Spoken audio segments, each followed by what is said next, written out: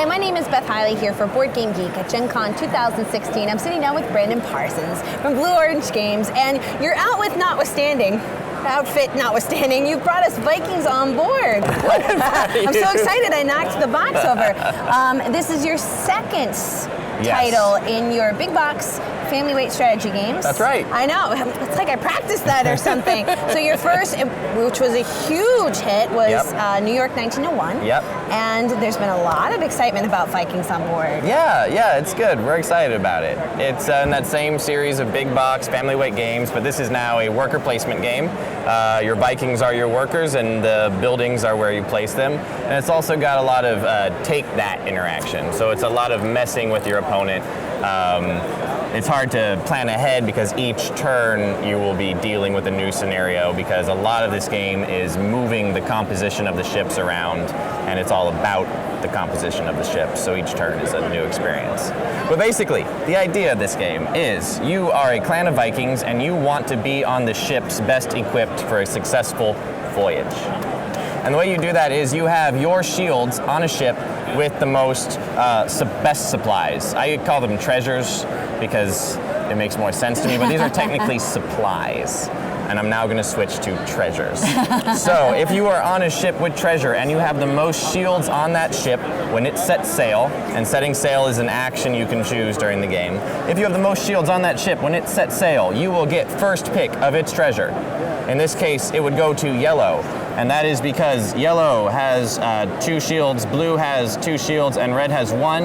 In case of a tie between yellow and blue, the tie goes to the player with the piece closest to the dock. So in this game, case, we have yellow in first place, blue in second, and red in third. So if this ship were setting sail, yellow would get first pick of the treasure, blue would get second pick, and red would get nothing.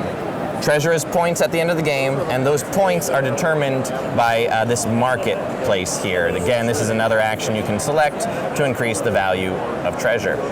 The other way you can score points in this game is by placing bets. Again, actions in the game. Bets are going to be placed on top of the color you think will control a ship when it sets sail. So if I put my bet on yellow, I'm saying I think yellow will control this ship. If I'm right, I would score the points printed on it on top of my shield, again, points at the end of the game. So most of the interactions are all about changing the composition of ships. This one right here lets you switch any 2 pieces, doesn't matter the color, doesn't matter the position. These 2 are basically the same. They let you move a piece from one ship to the back of another. The only difference is this can be any piece, and this one must be a piece in your own color. The final action you can do to manipulate the composition of the ships is moving a piece to the front of the same ship. And this is because of the tiebreaker I mentioned before, the player with the piece closest to the dock wins. So it's all about the set sail action.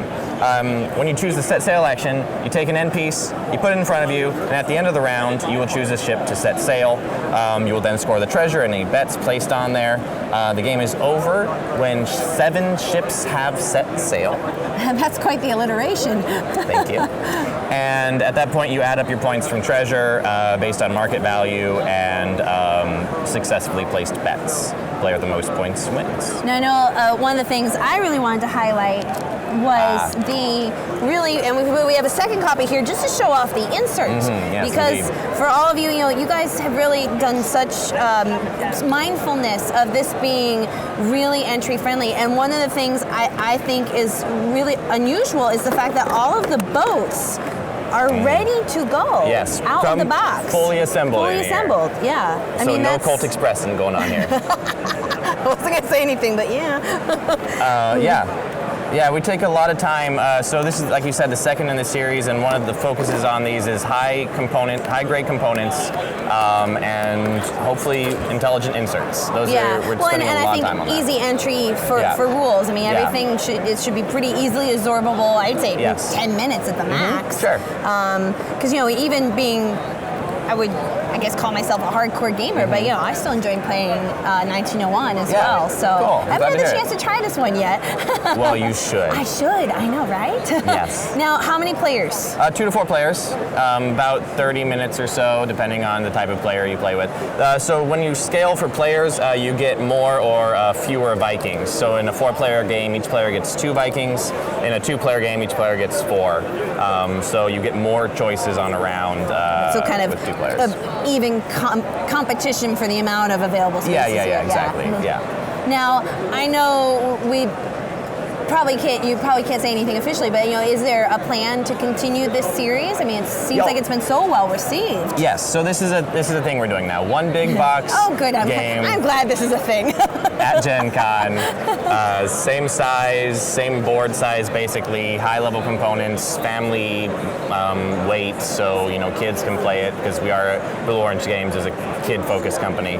But we also want to support gamers and. Which, to finish, I feel like we should only highlight the artwork that maybe has not gotten a chance to shine, and forgive me for doing this. Oh, yes. The board is beautiful. Spectacular ocean, which I'm really glad we have an overhead camera, because I'm kind of hoping with really good art like this, you actually get a really good 3D pop from our overhead camera. I'm hoping people get a nice ocean view there. I also, while we're highlighting how beautiful this game is, I love the Vikings too. I'd call them the sassy Vikings. They are. They have this. Yeah, it's fun. Well, Brandon, thank you so much for. I got lots of boxes to juggle here. There we go. I'm so glad you brought this by. And if you guys want to check this out, this is Vikings on Board from Blue Orange Games. And thank you so much. My pleasure.